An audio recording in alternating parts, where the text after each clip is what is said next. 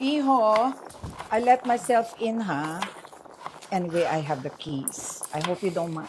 Oh. My goodness. Akala ko may akyat bahay kang. Hello po.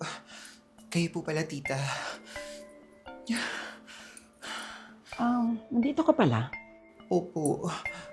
Niyaya po kasi ako ng anak niyo mag-overnight kagabi kasi lasing na lasing po kami. Kaya dito niya na ako pinatulog. Where's my son, by the way? Naliligo po siya sa CR. Nasukahan ko po siya kasi kagabi dahil medyo naparaming inom namin. Tapos nag-body shot din po kasi kami as an adventurous girl kaya medyo malagkit po yung katawan namin. By the way, tita, baka gusto niyo po ng kape o kaya ng tsaa? Oh, naliligo. Are you cooking? Opo, tita. Bali, 1 week anniversary po kasi namin today. Kaya pinagluto ko po siya ng paborito niyang pagkain. Nagluluto ka kasi anniversary ninyo. Can I try? Sige po, itry niyo. Sana magustuhan niyo po, tita.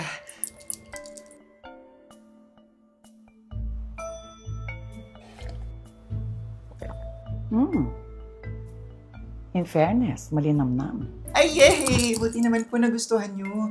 Cook po kasi ako dati sa resto bar ng tita ko. Meron minsan, pinagsasayaw din ho niya ako doon. Parang ganito po, oh. I like your rendition of Nilaga. Actually, sinigang po yan. Sinigang na palaka. Yan po kasing specialty sa probinsya namin at simula nung natikman ng anak niya yan, lagi niya pong hinahanap sa akin. Sinigang? Ganito ba kayo tinuruan magluto ng sinigang? It's a bit bland. Kinda like you, no? I'm kidding, Iha. In cooking, you should always use spice. Because if you don't, baka maghanap ng ibang putahe ang anak ko. Han, nandito yung mami mo. Iho!